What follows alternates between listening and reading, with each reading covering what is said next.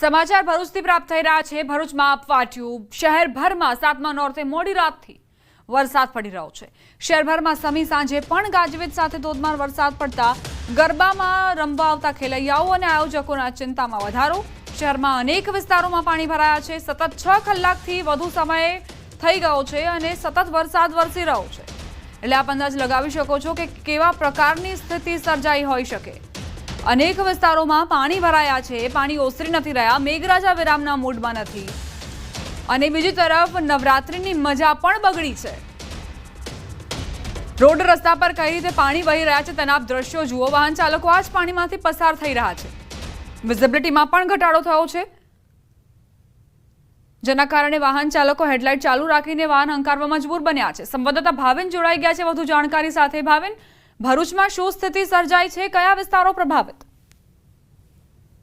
ભરૂચમાં આજ સવાર સાર્વત્રિક દરેક તાલુકાઓમાં વરસાદ વરસી રહ્યો છે। સવારથી જ ભરૂચના વિવિધ વિસ્તારોમાં પાણી પણ ભરાયા હતા। રોડ રસ્તા પર હાલ જો પાણી ભરાવાથી ટ્રાફિકની સમસ્યા પણ સામે આવી હતી। ધોધમાર વરસાદ વરસતા નીચાણવાળા જે વિસ્તાર છે એ વિસ્તારની અંદર પાણી ભરાઈ આવ્યા હતા।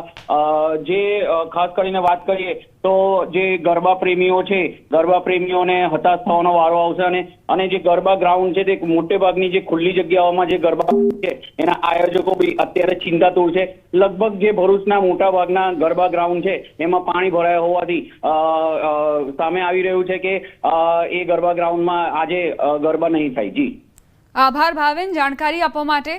તો આજે ગરબા સંભવ નથી। ભરૂચમાં ઘણા ગ્રાઉન્ડમાં પાણી ભરાયેલા છે, કાદવ કીચડ છે, જેને સાફ કરવાની સ્થિતિ અત્યારે છે નહીં।